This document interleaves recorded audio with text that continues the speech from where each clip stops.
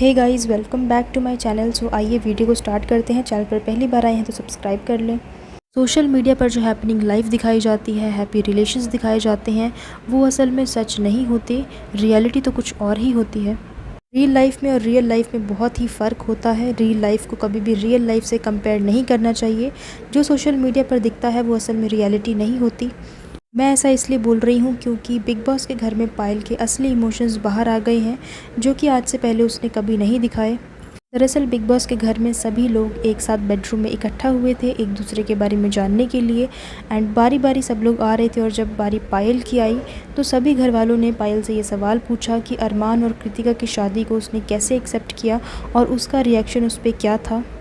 ये पूरा इंसिडेंट बताती हुई पायल बहुत ज़्यादा इमोशनल हो गई। एंड पायल ने ये बताया कि जब मुझे अरमान जी ने ये शादी के बारे में बताया तो मुझे लगा कि ये सब कुछ मजाक चल रहा है, लेकिन जब ये लोग शादी करके आ गए, इनका कोर्ट मैरिज का सर्टिफिकेट देखा तो मैं शॉक हो गई कि ये क्या हो गया।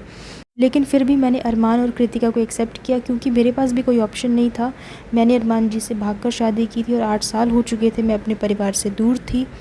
अरमान और कृतिका की कोर्ट मैरिज के बारे में कृतिका की फैमिली को भी नहीं पता था, लेकिन लेटर ऑन जब रीति रिवाजों के साथ शादी होने लगी तो पायल वहाँ पे इनकी शादी को नहीं देख पाई। जब फेरे वगैरह होने लगे तो पायल अपने बेटे चीकू को लेकर घर चली गई।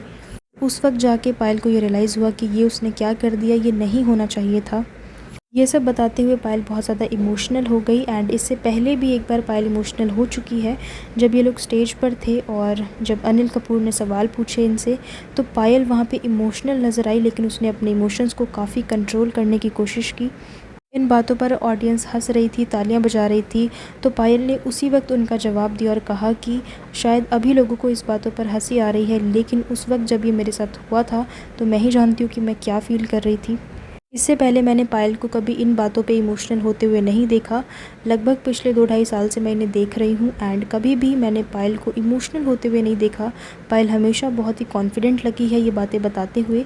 एंड अगर आपको याद होगा तो इन्होंने एक वीडियो भी बनाई हुई थी जहाँ पे ये अपनी पूरी लव स्टोरी वगैरह शेयर कर रहे थे।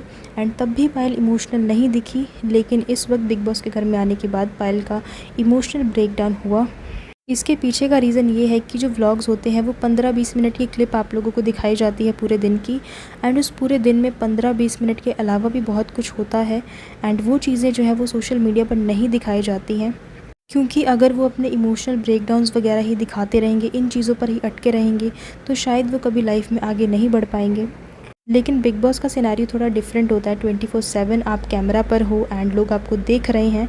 एंड उसमें अगर कुछ भी होगा तो छोटी से छोटी बात भी होगी तो भी पता चल जाएगी। और ये भी बात है कि बिग बॉस के घर में एक ही बात आपसे बार बार पूछी जा रही है। एंड पायल से भी आई थिंक ये इंसिडेंट 3-4 बार ऑलरेडी लोगों ने पूछ लिया है, बट फिर भी यही क्वेश्चंस बार बार आ रही हैं। सो पायल को भी पहले वाली जो यादें थी, जो पहले इंसिडेंट हुए, वही चीज़ें उसे बार बार याद आ रही हैं। एंड इसी वजह से उसके इमोशंस जो है वो अब बाहर आ रहे हैं। एंड वो भी 24/7 आप कैमरा पे हो, तो ये इमोशन जब भी बाहर आएंगे तो लोगों को पता चल ही जाएगा। एक बात मैंने और नोटिस की, जब पायल ये बात बता रही थी तो पायल बहुत इमोशनल थी, लेकिन वहीं दूसरी ओर जब मैंने कृतिका को देखा तो वो वहाँ स्माइल कर रही थी। अगर आपको याद होगा तो 2-3 दिन पहले की ही बात है, जहाँ पे कृतिका से भी सब लोग ये पूछ रहे हैं कि आप और अरमान कैसे मिले, तो कृतिका वहाँ पे बहुत ही खुश होते हुए बता रही है कि चीकू का बर्थडे था, मुझे पिक्चर्स लेनी थी। मैंने पायल को बोला तो पायल ने बोला कि मैं अरमान जी का नंबर दे रही हूँ तो उसी से ले लें। इसी बीच फिर पायल आ जाती है और पायल कृतिका से कहती है कि तो फिर से शुरू हो गई, तो कृतिका कहती है कि नहीं, सब लोग पूछने लगे तो मैं इसीलिए दोबारा से बता रही हूँ। और फिर कृतिका ने अपनी गलती को एक्सेप्ट किया कि हाँ, मुझसे गलती हुई और मैंने एक हैप्पी फैमिली को ख़राब कर दिया। कृतिका ने एक्सेप्ट तो किया, लेकिन जिस तरीके से वो स्माइल करते हुई, हंसती हुई, प्राउड होती हुई ये बात बता रही थी, उससे ये बिल्कुल भी नहीं लग रहा था कि उसे बिल्कुल भी फील हुई है अपनी गलती। और अब तीनों में से चाहे कोई कितना भी इस बात को जस्टिफाई कर ले, लेकिन जो हुआ था वो गलत हुआ था और बिल्कुल भी सही नहीं था।